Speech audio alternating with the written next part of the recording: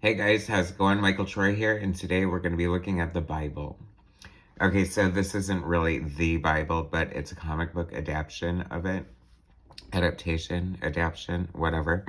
Anyway, so this is DC Comics Treasury edition from 1975. So this is beat up. I just got this on eBay, but I just recently discovered the art of Nestor Redondo through Rima, of all things, from the Super Friends. And it was so beautifully illustrated that I did more research on the artist and found out that he drew this awesome Bible. Although this is a Joe Kubert cover, I guess Joe Kubert is doing some of the art, and I think perhaps like art director or something like that. Anyway, I believe, from what I understand, this is like the best-selling comic book of all time, which makes sense since it's based on, the best-selling book of all time. And here you thought it was 50 Shades of Grey, but no, it's the Bible. Anyway, so this is a great cover. Obviously, this is Moses holding the 10 Commandments, or part of them anyway, some of the commandments. So we're going to be looking at Noah's Ark, Adam and Eve, Cain and Abel, Tower of Babel, creation, and Sodom and Gomorrah. Oh my gosh, can you believe that? Anyway, so is the Bible labeled for mature readers? Because there's a lot of crazy crap that happens in there. So anyway, by the way, no spoilers if you've read the Bible. I'll try not to spoil anything for you. And there is a cliffhanger ending, so stick around for the end. So I guess it took a long time for this to get going, but they finally got it going.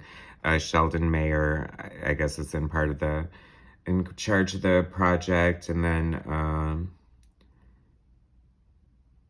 they got Nestor Redondo involved.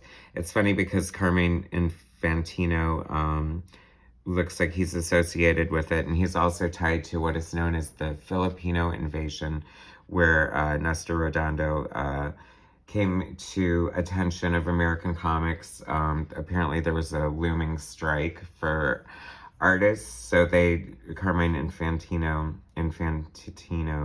found Filipino artists that would work for cheaper, and that's why we have Nestor Redondo and Alex Nino and Alfredo Alcala and artists like that. Anyway, so immediately, okay, so some of this is going to be Joe Kubert, and most of it's Nestor Redondo, from what I understand. And you can really see the difference. I love Nestor's work. It's beautiful. I mean, I don't know if he uses models or what, but he has that old school pen and ink technique that I just love. His line work is just amazing. His hatching and his shadowing. So this is kids talking about the Bible, and I guess their grandpa's gonna retell them the story of how everything started with the Big Bang. I'm just kidding. Anyway, so let there be light. This is so beautiful. So many great illustrations in here. I mean, I guess if you're going to draw the Bible, you really don't want to, do a bad job and do a hack job. So I'm just amazed that he just draws everything so beautifully and elegantly, even like these prehistoric, gross looking like sea creatures. And that is one fine looking atom, I will tell you that. On the sixth day, God created man. Here we are. There's all the animals. They're already pairing up. They're getting ready for Noah's Ark. They must have had some sort of intuition about that. And then these really gross, like, fruit of, temptation or whatever. Maybe if they weren't shaped like that, they wouldn't be so tempting. I don't know. What can I say? So anyway, you take a nap, and then you lose a rib and wake up, and there's Eve. But just look at how beautifully this is illustrated. I just think it's funny. It just reminds me of going to Sunday school with my brother and my cousin, and all us sitting there being like, wow, this is really far-fetched, all this stuff. I just don't know if I believe this. And the teacher not being so thrilled with that assessment. But hey, here it is. I mean, the Bible, is, I think, a teaching tool for, all the stories must be metaphorical. And perhaps there was a 50-foot arc that took every creature on it. You know, hey, I wasn't there. I can't prove it. But, this is just such a great, and then Cain, of course, why is the blonde always like the weaker, more feeble? Like, why did he have to murder him? I mean, why did he have to murder anybody? But it just goes to show that man cannot be trusted. I want to believe in the good in man. I just need a better showing. Who is this? Oh, this is Noah and the flood. We're moving through the centuries, people. Apparently Adam lived to be 937 years old.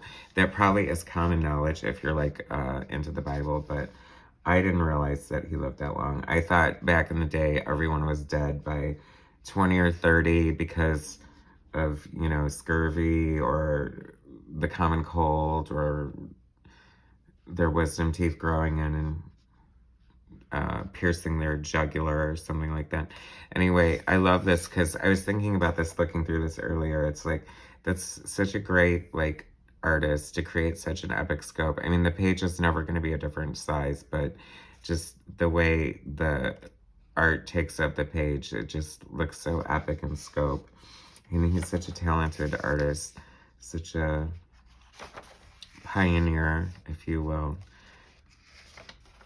I mean, I can't think of a better person to draw the Bible. This is so... Oh, here we go with the animals. That isn't the ark, is it? It's looking kind of small, eh? Oh, and the rainbow pride flag. See, I knew it. We're ushering in a new era. Sorry, I'm not trying to be sacrilegious, guys. I just don't know a ton about the Bible, and I'm here for the artwork, okay? So this page is drawn by Joe Kubert, and you can see the difference. His style is a little rougher and less refined, and a little less aesthetically pleasing. I don't discount the talent of Joe Kubert, but he just was never my favorite artist compared to, you know, the plethora of other artists. And so, once again, look at this epic double-page spread. That is so cool. I mean, just the technique of the inking is just completely noteworthy. I think inking is such an amazing art form, and that even if you just want to be a penciler, you should definitely learn how to ink. This is so cool here. I love this. This is such a great adaptation. Why am I hung up on that in this video? I don't know, but perhaps God is cursing me for being blasphemous. See, he made me pronounce it blasphemous. Okay, now we're cooking with oil. So we're into Sodom and Gomorrah, and it was a big hoosgow. And I mean, is this after Noah's Ark? I mean, unless this isn't in chronological order, but you would think he would have wiped out the planet in a flood after the big sex orgy in Sodom and Gomorrah. But I don't know. Anyway, they were trifling. There's so many beautiful illustrations. I mean, that is so cool. I just love all the ink work, and you can see all the little feathering of the lines, probably doing it with a brush. Like the crazy talent that these people had.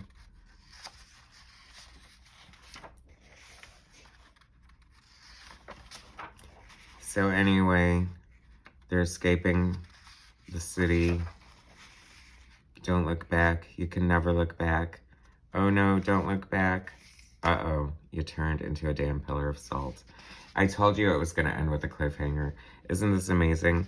So this is the Bible, Treasury Edition, originally published from DC Comics, limited collector's edition. Note how big it is, and it's only $1.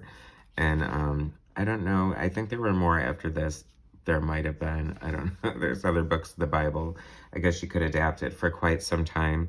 But this is the famous one. This is like such a great addition to like a hardcore collector's comic book collection. This is like a rare, cool comic book adaptation of the Bible with some really cool art by Nestor Redondo and Joe Kubert. So anyway, thanks for checking that out with me. Subscribe to my channel, hit like, and I'll bring you some more content later. All right, thanks guys. Take it easy.